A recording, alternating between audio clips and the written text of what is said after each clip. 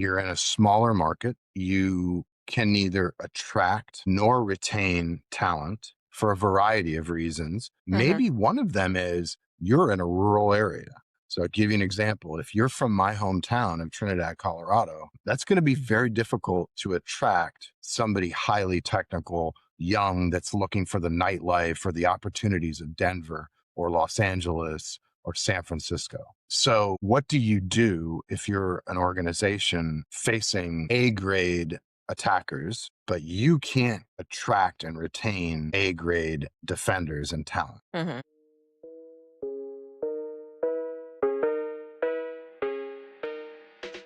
Welcome to Podcast Wise, Perspectives, Cybersecurity, and AI. In the boardroom, we often hear that attackers only have to be right once, but our guest today argues that this is one of the most dangerous myths in modern business. If you are basing your cybersecurity investment on that premise, you aren't just miscalculating your risk, you're likely wasting your capital.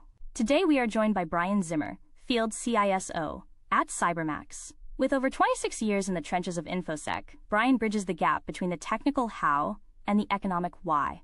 We're diving into why your organization should stop obsessing over detection and start mastering response. We'll explore the economics of resilience, applying 18th century economic theories to solve the 21st century talent shortage. And we'll get a look at why continuous threat exposure management, CTEM, is the metric your board actually needs to see. All right, let's get started. And don't forget to like, share, and subscribe. Hey, Brian. Howdy. Thanks for having me. Happy to be here. All right. I'm glad that you're here. Thank you for coming on, Brian. So you spent over 26 years in the trenches of InfoSec, but your personal blog and social feeds show a man who rarely sitting still. You're always moving, right? Mm. And whether it's on ice for hockey games or out on the cycling trails. Between a high-speed breakaway on the rink and a high-stakes incident response, which one gets the heart rate higher? And do the skills from the ice ever translate into the sock? That's man, you're coming out of the box like with really good questions. Like there's no small talk. That's a really good one. I like that. So my first answer is yes. And there's one in particular that jumps out at me, which is don't give up on a play. Mm. Like, no, don't quit on a play. And I can remember being told that by a teammate of mine. Made a bad pass. I primarily play defenseman, so that means my job is to break the puck out of the zone. Mm-hmm. And made a bad pass, and I got angry, and I sort of gave up on the play and slammed the stick on the ice. I think that the lesson there is keep going, don't quit. Not in the macro sense, but At that moment. yeah, and my boss in my last two companies, Anthony Callie, he's played sports at a very high level. He introduced me to this phrase, so what, now what? Mm. Like, so what, now what?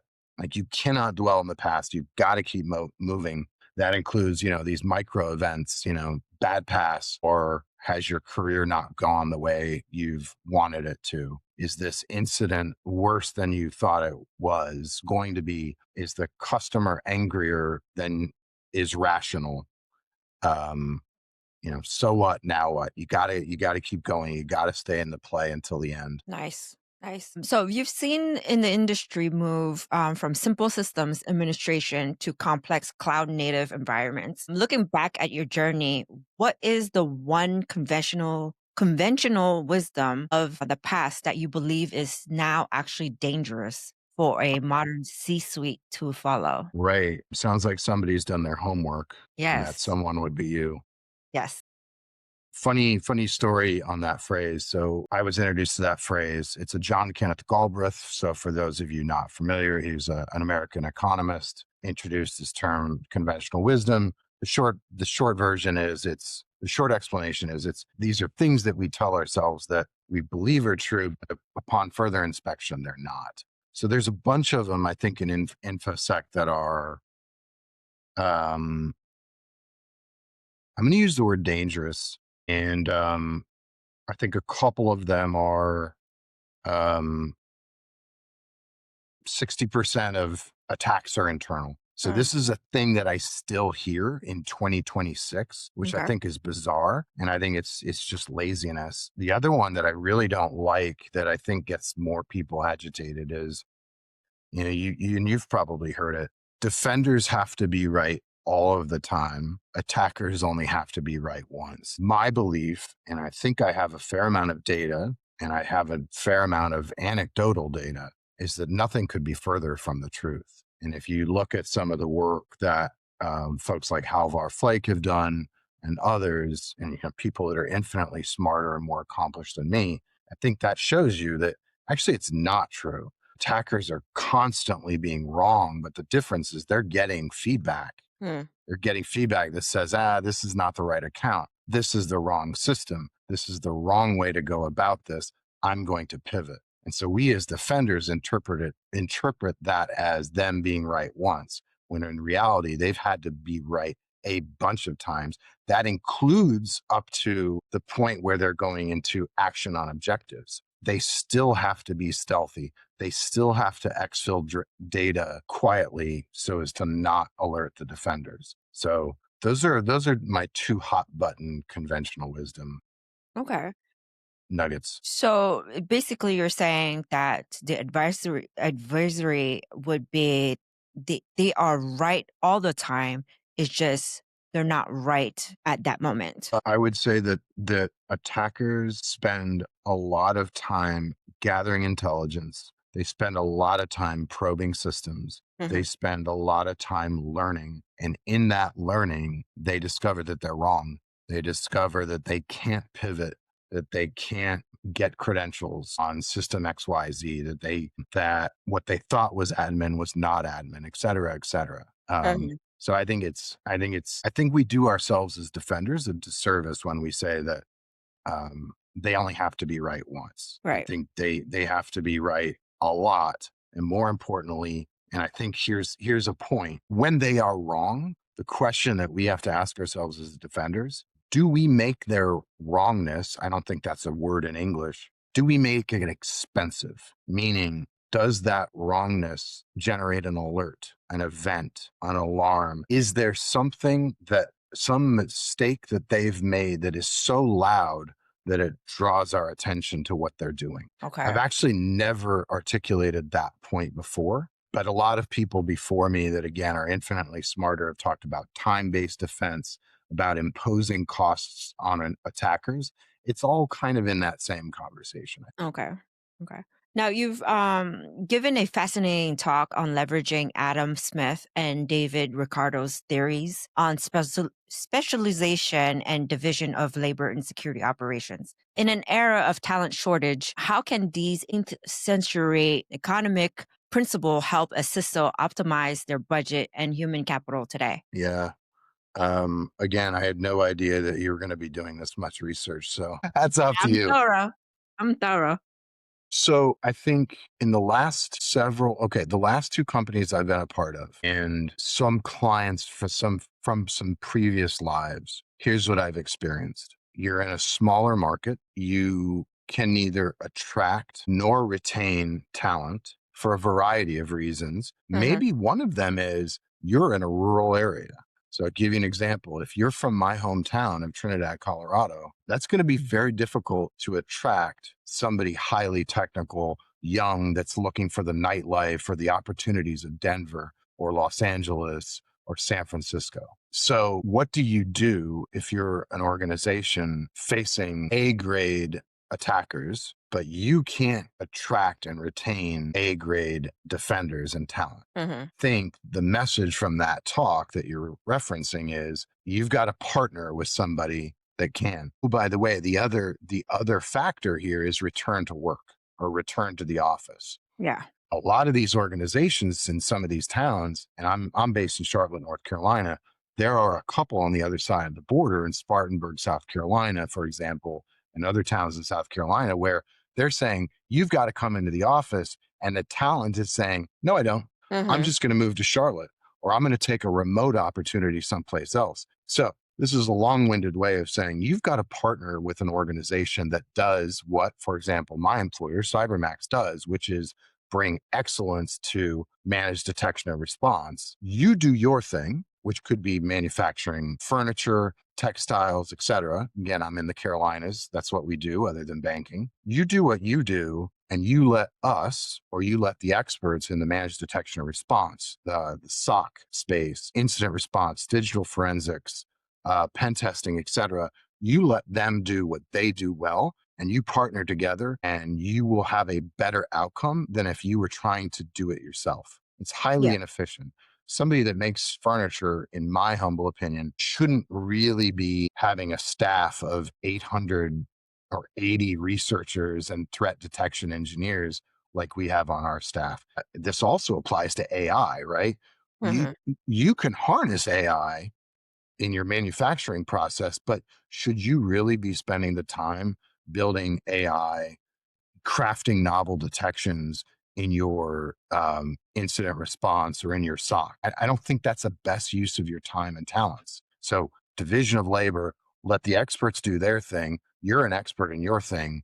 Bring your talents together to produce a better outcome. Yeah, I totally agree. Because, like, I have experienced something similar where back in my day, when I used to do break fix, I would encounter my users where they're like, "Oh, so discouraged. Are you every time you come here, you have to fix something that I broke or something like that." And I'm like, don't worry about it. You do what you do and I do what I do because, my expertise is in fixing computers and your expertise Mhm. is making millions of dollars for the company. So that's where we rely on in the playing field, right? So I always had that mindset that everybody has their own expertise. Yes. Right. And Yeah. also in the household, I'm good at cooking and my husband is good at doing the finances and we leave it at that.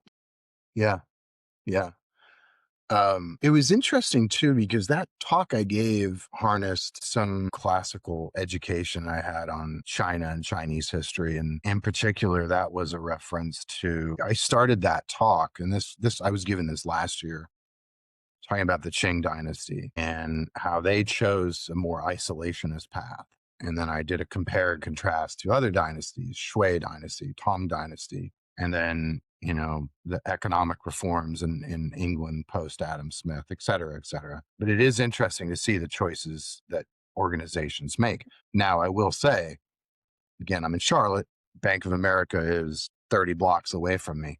It's a different story. Hmm. It's a different story. Now, can they get efficiencies by partnering with others? Absolutely. But they're in a different boat than furniture manufacturer in High Point, North Carolina. Yeah, absolutely. Now, the market is currently flooded with MDR, MSSPs, and MSP labels. For a CEO or a board member trying to cut through the noise, what are the specific markers or maturity they should look for to distinguish a true strategic partner from a glorified like alert forwarding service? Yeah.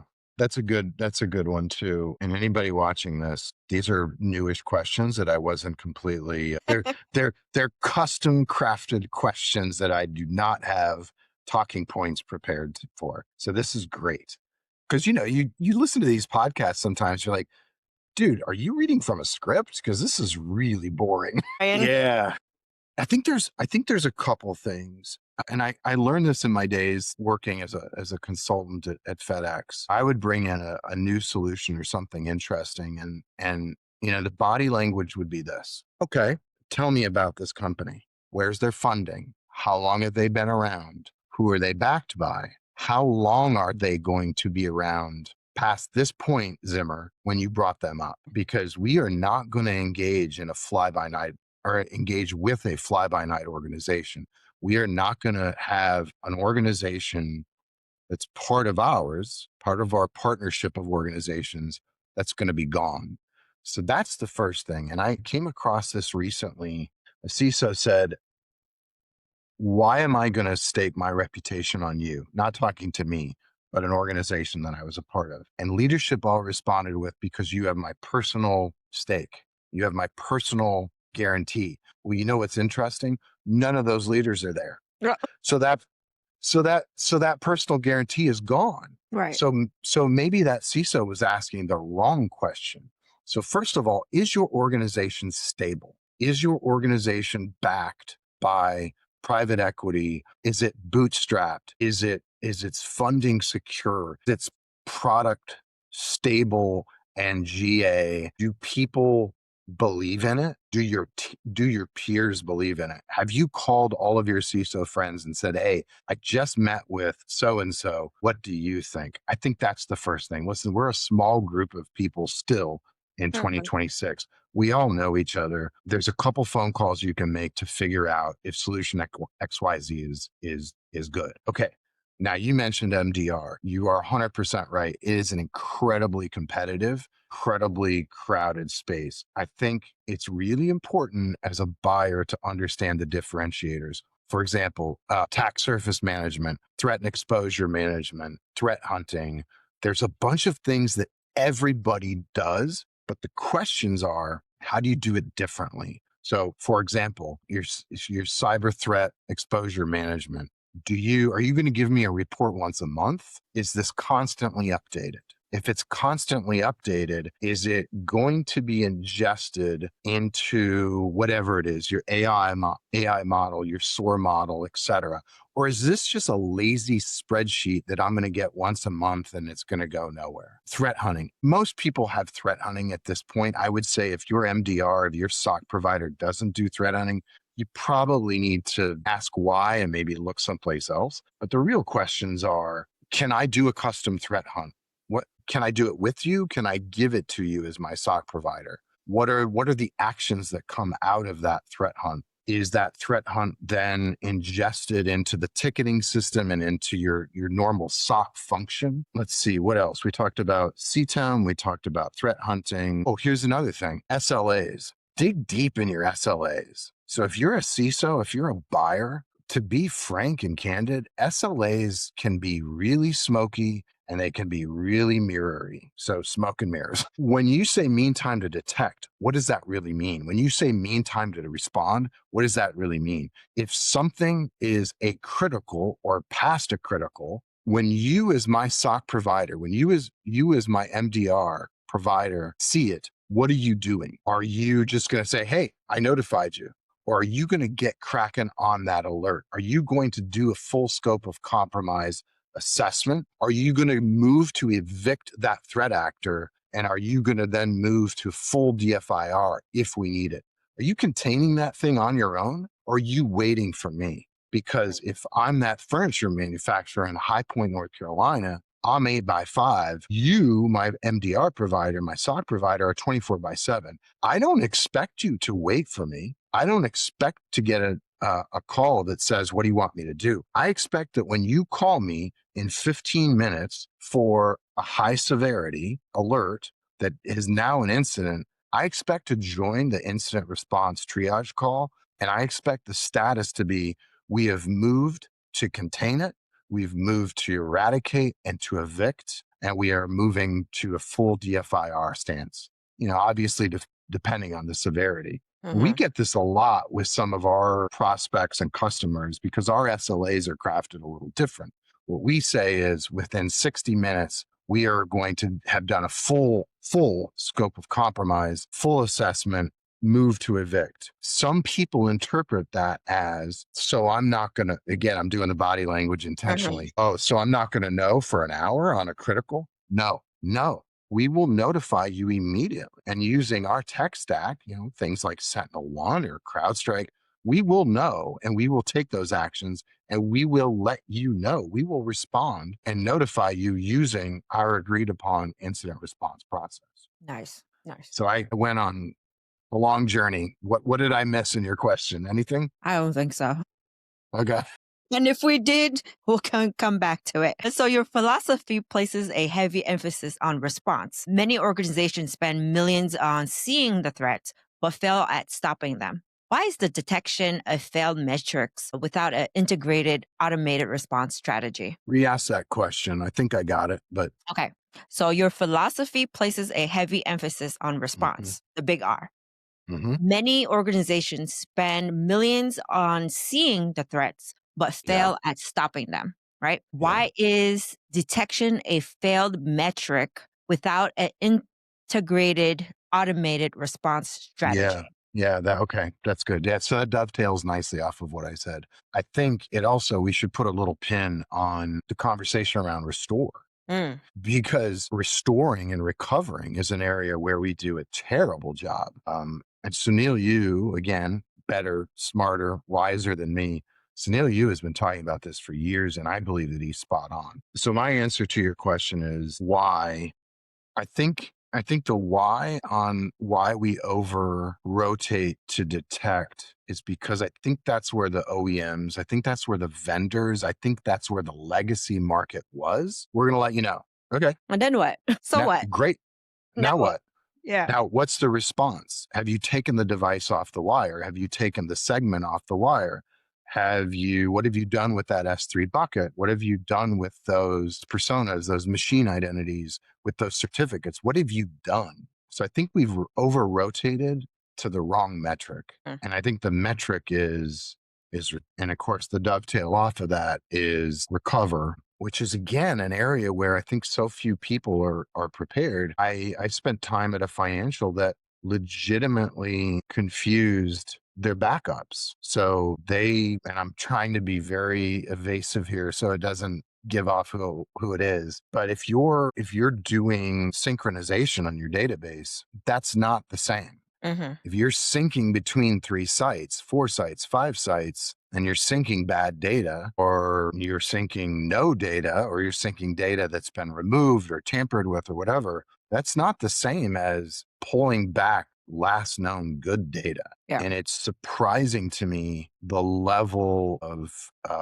ignorance, and I mean that with respect, that a lot of people have, because I met with in an earlier life, I met with a bunch of Oracle database experts who their job was to go through the organization and preach this. And when they told me, I said, "Oh, that makes total sense to me, but why are you so passionate about this?" And their response to me was, because no one is listening to us. No one is understanding the Yeah. nuances between the two. Yeah. No, I totally agree. Cause like I've heard a lot of, make sure you test your backup, right? Make sure that your data is right, that when you restore, that's the right data that you want to restore, Yeah.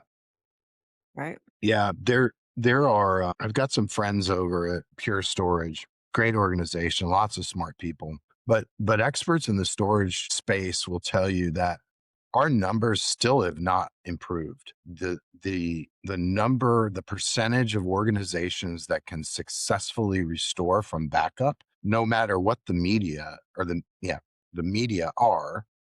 Think I got my conjugation correct. So, is it cloud storage? Is it tape? Is it disk? Is it whatever? That number still hasn't changed.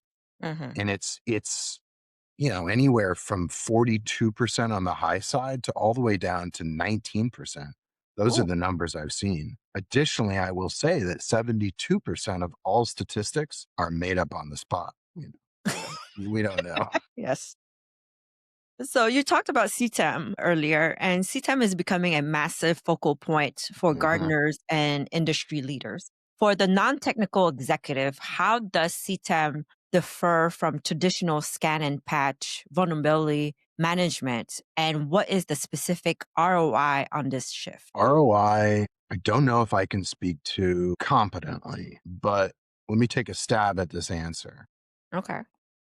And then you can pick my answers apart and get me back on track. So vulnerability management, set management has been a real problem. It is, I think on the CIS top 18, I think it's always been number one, but it's the one thing that we're just not particularly good at. I do think, like our friend Daniel Miesler says, I think AI is going to change that a lot. And I think Mm. it's going to literally, legitimately make things better. I think it's going to make things quicker. I think it's going to make things more accurate. I think it's going to make things more actionable for us as leaders. Okay, that's a bit of a digression. So for those of you that aren't familiar, CTEM, in the Gartner world, I think they do a nice job of breaking it up. They break it up into the diagnose and action phase, and starts with scope. Then you go to discover, then you go to prioritize.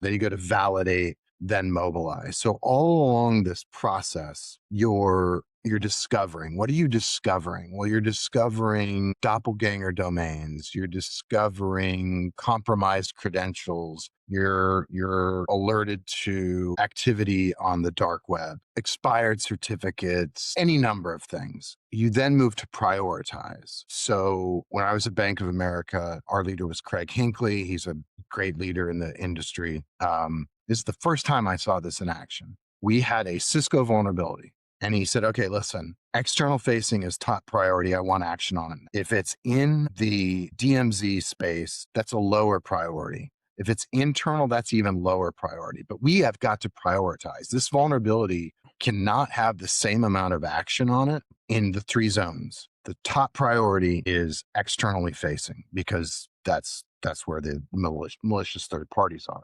The next phase is let's validate this. Is this true? Is it false? Is the mitigating control that we've put in place, remedial control, is it sufficient? Is it going to be what we expect it to be? Is this a false positive?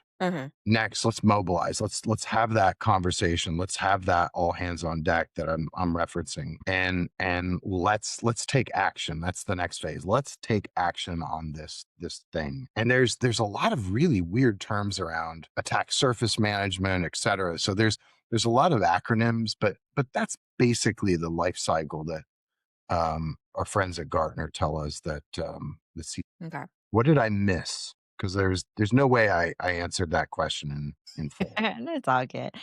Okay. So it's really just the specific ROI on the shift, but I think you answered enough and taught enough of the cycle of the CTEM. I hope. I would say there's and I have to look this up.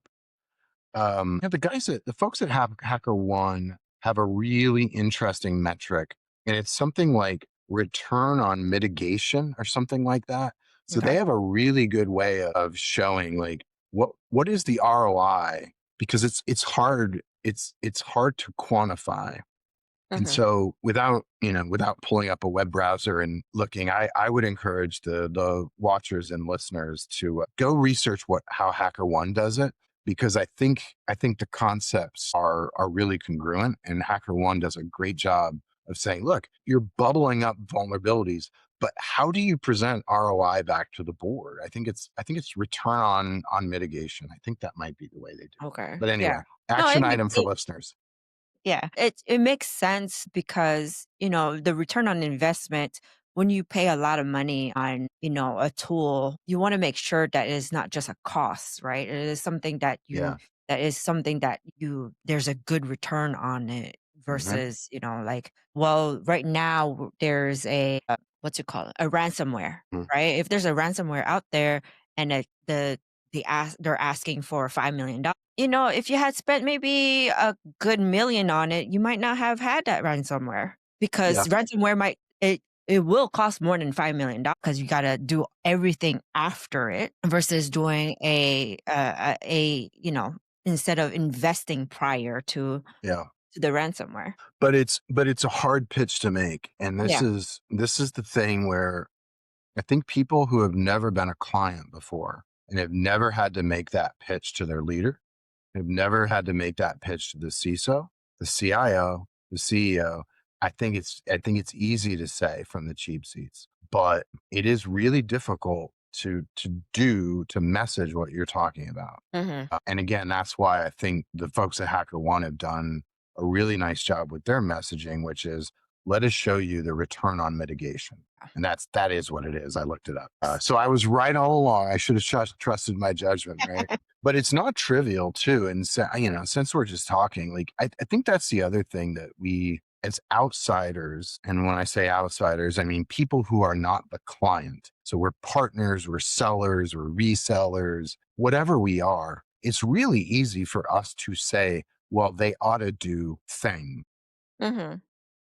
Or why didn't the CIO get this? Well, the CIO has a lot of other priorities. Now, granted, I'm a security professional. I think he or she should think that my priority should be your top priority, Right.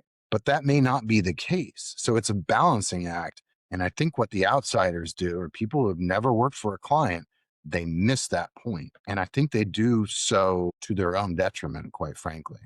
I had somebody tell me one time that a client of mine that is a global name ought to quote unquote just tear it all down and start over. Ooh. And I said, what are you, a child? What are you talking about? This organization has hundreds of thousands of employees across the world. What are you How are you gonna talking do about? it? Yeah, I could just when you said that, I could just imagine from Lilo and Stitch, Stitch going through his makeshift city Yeah, and going, yeah, "Rah." yeah, yeah. It's like, come on. Um, yeah, and so bringing it back to CTEM, this is why I think our way of CyberMaxx, our way of doing it is a good way. Is it the best way? Yeah, I think it's pretty good. I think it is one of the best ways, but CTEM is part of the healthy breakfast. It's Okay. part of the healthy diet. It's not everything. And so going back to 3 questions ago, I think it's table stakes at this point. Your organization, if you have an MDR provider, they should be doing CTEM. They should be doing attack surface management. They should be doing offense. They should be doing all of these things. So Mhm. as a discerning buyer, that's what you're looking for. Yeah. So you're looking for a complete breakfast, Yeah. basically. Healthy breakfast. That's right. Yes. Complete healthy breakfast, not Hey, incomplete, healthy is implied. yes. Now, we can't ignore AI, as you said earlier. You've spoken about the role of AI in the SOC, but you also emphasize the human advantage. Mhm. Where do you see the hard line where AI should stop and human judgment must take over during a critical breach? I don't know if I'm smart enough to say there's a hard line. Okay. I think in the SOC, there is an incredible amount of value that can come from implementing AI, especially agentic AI. Do I think it takes the place of the level one analyst? Because that seems to be this hot button issue. I Hmm. don't know. I don't feel like it is. That's my second answer. And number 3, I don't know if it matters. I think we'll always pivot. I think there will always be a level one. It's a rose by any other name. I don't know. Okay, so level one then becomes level two. So then doesn't level two then become level one? I don't know. I feel like we're just playing with names here. Yeah. What I think happens is now and in the very near future, that first level is informed at a ridiculous level by AI. I think AI can take actions on behalf of us humble humans. I think that can make things a whole lot faster, and fast is good. I think the trade off is, at what point do you have the human toll gates that say, don't want you to do that. I need to supervise this. I don't completely trust that activity based on this environment and its criticality. So I don't know if I see the hard line yet. The other thing I see is, don't know if we're at the point where AI can write what we call at CyberMaxx, these novel detections. So the detections that are based specifically, now I think it can help and I think it can do some of it, but is it as good right now as a human or a human harnessing AI? I don't think so. Hmm. And the novel detection is what we do well here at CyberMaxx, which is, I've got a researcher, I've got a threat analyst. I know this geography, I know this vertical, I know this space, I know this threat profile, I know this history. So I'm going to, as a detection engineer, of which we have many and they are phenomenal, as a detection engineer, I'm going to write this novel detection that is going to take what S1 does, which is already excellent, take what CrowdStrike does, which is already excellent, and enhance it. Hmm. Okay. And so you've got the human, you've got the AI. And I think we've got speed. I think we've got efficacy. I think we've got accuracy. And if I said enhance and you thought about the scene from Super Troopers, at the computer, enhance, then that's great. And if you don't know what I'm talking about, go watch Go on Super YouTube. Troopers. Yeah, that's right. Go on YouTube. After this episode, of course. Yeah, that's right. Don't do it now. Or you can pause as long as you come back. Yeah.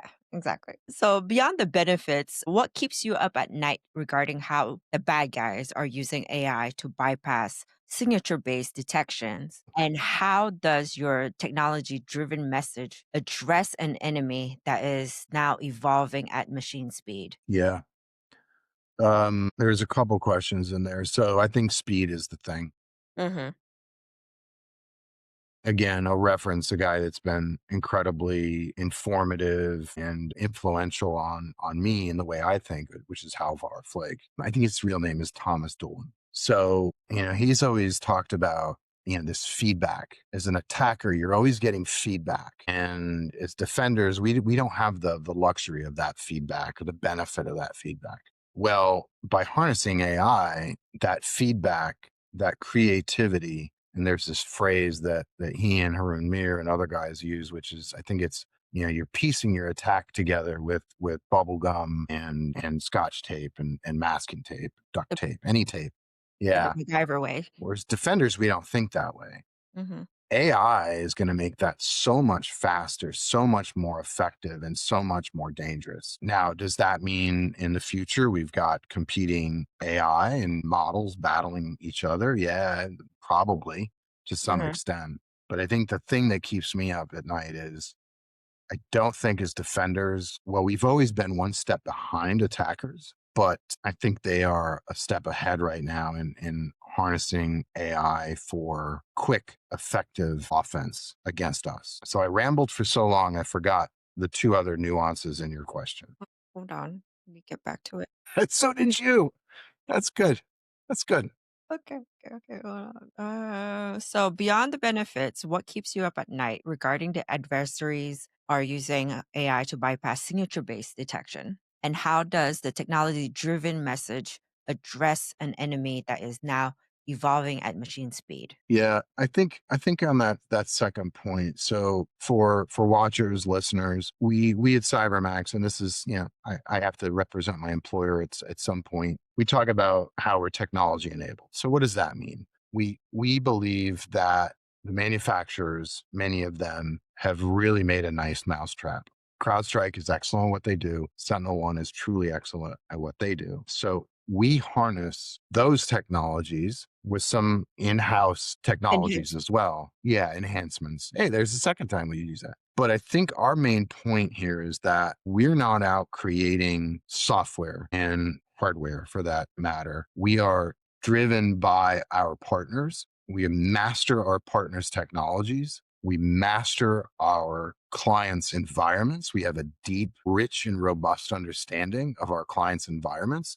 And by putting that together, that makes us technology driven as opposed to, hey, we're just going to plug our AI model in and everything's going to be great. Hmm. Well, maybe some organizations still need a SIM. Others are going to a data lake. So how does your solution help me there? Well, I still need somebody to manage my SentinelOne. How does your solution help me there? So I think that that's one of the key messages that I would want people to take away is that that's a difference. Hmm. We are technology driven, technology enabled, which means we are mastering the technologies and we are not all things to everyone. We don't master every endpoint, every SIM. We have a few. We are excellent at it. And that's what drives us. That's what makes us different. And that's what makes us great at what we do. We are Yeah. great at those things and nothing outside of that. Because Okay. we don't want to focus on that. Yeah. So that's your differentiator. Yeah. Yeah. Back to previous question. Yeah.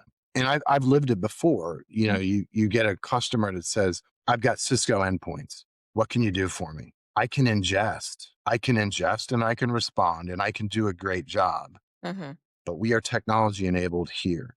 Hey, I've got Kaspersky. I've got, Brand X. What can you do? Well, I can ingest, I can respond, but I'm driven by my core partners. Yeah. And I think that's a key Makes message. Yeah, that makes sense. So, not every security solution is for every company. What specific organizational pains or complexities signal that a company has outgrown its current security provider and needs the specialized approach you're championing? It's a good question. That's a really good one. How do you know? How do you know you've outgrown them? So I'm not going to over rotate to the word outgrown.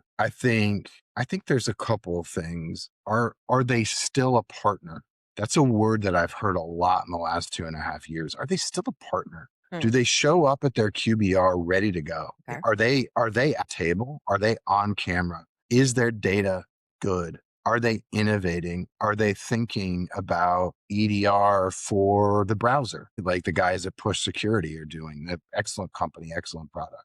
Do they have innovative solutions like bringing things to canaries in and sprinkling them in your environment and supporting them with canary tokens? Are they still responsive to you? Do you feel like you're still getting the A team? And you can I've heard people scoff at this before, but in this very competitive space, I have seen the A team positioned, but the B and C team delivered. Mm, And so clients will say, hey, this sounds great. I'm getting this squad, but then the other squad shows up and they feel a little like they've been baited and switched, mm, or bait and switched. I don't know what the proper way of saying that is. I think along the innovation front, are they looking for new innovative solutions like in the SIM space or the data lake? And most importantly, are they coming to you with it? Are they mm, saying, hey, listen, one thing you should really consider is XYZ?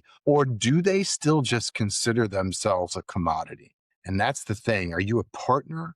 Are you an active participant? Or are you a commodity? And if you as a CISO or you as a leader wake up and say, I think these guys, I don't want a commodity, and they feel like a commodity to me. So maybe it's time to look someplace else. yeah. And also, like, are you like a set and forget kind of client, right? Well, yeah, yeah, yeah.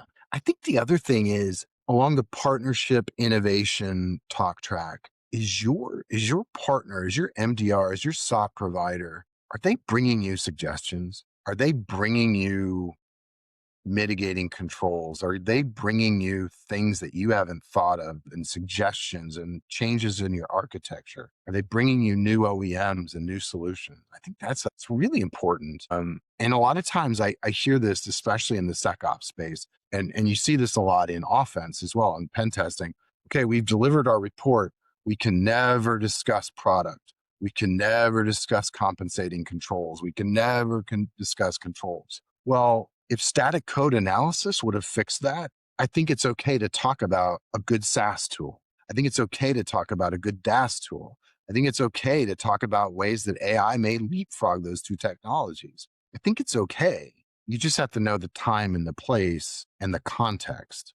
Yeah. Yeah. And the who. And the who. Yeah, exactly. Are you talking to the right person? Is this the right solution for that person, either client or person in that organization? Okay. So if you, I got my plug in for Thanks Canaries. By the way, when I was considering where to go next, our CEO Brian, he and I talked on a Sunday afternoon, and he said, "Yeah, we deploy these things called Thanks Canaries. They're outstanding. Clients love them."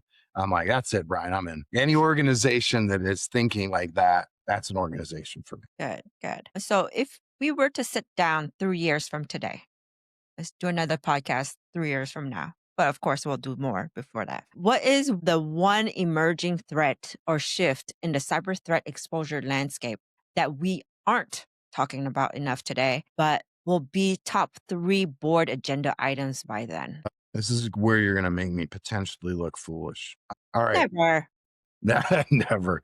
never. So I I think sadly, it's going to be identities. And I say sadly because identity has been the edge for 10 years. Are we truly doing enough to understand our cyber threat exposure as it relates to identities? Mm, I don't think we are. Compromised credentials, bad things that are happening in the browser, beyond phishing and smishing and any of that stuff. I still think it's identities. I think we do a lousy job of ingesting and taking action on alerts as they relate to the identity, including the machine identity, and in the future, the AI identity, mm, because we're going to have agents everywhere.